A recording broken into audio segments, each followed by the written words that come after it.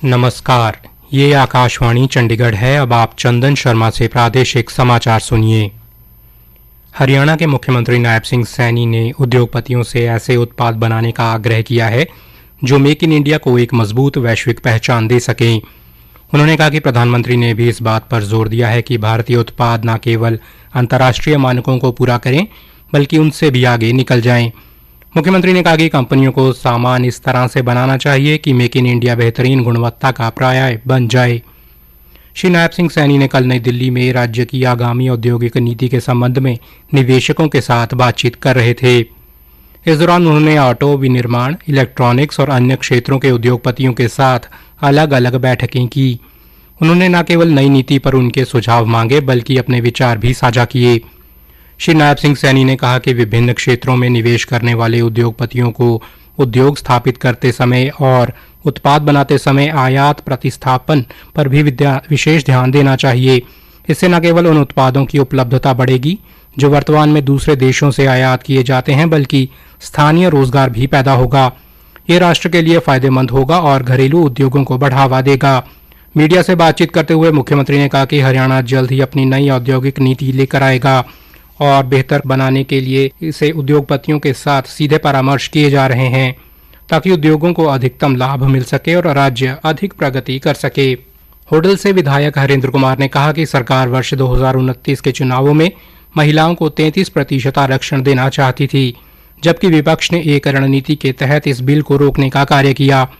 होडल में एक पत्रकार वार्ता को संबोधित करते हुए उन्होंने कहा, हमारी पार्टी तो देखिए महिलाओं को मुख्य धारा में लेके आना चाह रही है, इसलिए हम बिल लेके आए थे, लेकिन विपक्षी जो मानसिकता थी उन्होंने इस बिल को रोकने का कार्य किया। मैं इसकी निंदा करता हूं क्योंकि हमारी बहनों को जो पूरा सम्मान मिलना चाहिए था, 33% रिजर्वेशन वो मिलना चाहिए था।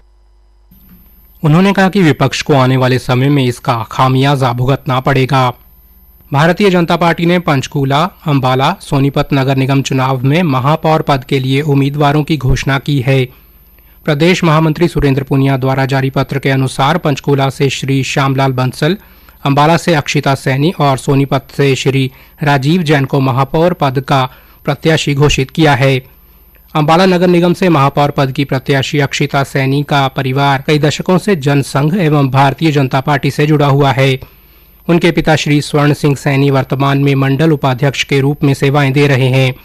इस बीच पार्टी ने पंचकूला और अंबाला नगर निगम के सभी 20 वार्डों से भी प्रत्याशी घोषित कर दिए हैं। भाजपा ने रेवाड़ी नगर परिषद से प्रधान पद के लिए श्रीमती विनीता पीपल, धारूहेड़ा नगर पालिका से अजय जांगड़ा और सांपला नगर पालिका से प्रवीण कोच को उम्मीदवार बनाया है। भाजपा ने रेवाड़ी और सांपला नगर पालिका के सभी वार्डों से भी प्रत्याशी घोषित कर दिए हैं। कांग्रेस ने पंचकूला नगर निगम चुनाव के लिए पंचकूला और अंबाला नगर निगम के सभी 20 वार्डों से पार्षद पद के लिए अपने उम्मीदवारों की सूची जारी कर दी है। इससे पहले कांग्रेस ने नगर निगमों में महापौर पद के लिए उम्मीदवारों की घोषणा की थी।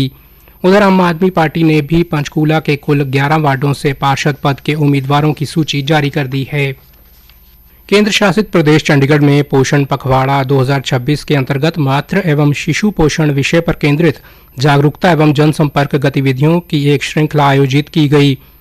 इस दौरान मलोया, बड़ोयल सहित विभिन्न स्थानों पर आयोजित कार्यक्रमों में मातृ एवं शिशु के अच्छे स्वास्थ्य के लिए उचित पोषण के बारे में जानकारी दी गई। मलोया में गर्भवती एवं स्तनपान करने वाली महिलाओं के लिए स्वास्थ्य आहार एवं जीवन शैली पर आयोजित जागरूकता सत्र में संतुलित पोषण, स्वच्छता एवं स्वस्थ दिनचर्या पर जोर दिया गया। गर्भवती महिलाओं के सम्मान एवं उत्साहवर्धन हेतु पारंपरिक गोद भराई समारोह का आयोजन भी किया गया। अभियान के तहत बुड़ैल में एक पोषण रैली निकाली गई। इसके अतिरिक्त आरसी धनास में इम्पैक्ट ग्रुप द्वारा नुक्कड़ नाटक प्रस्तुत कर पोषण एवं स्वास्थ्य जीवन शैली से जुड़े संदेश लोगों तक प्रभावी ढंग से पहुंचाए गए।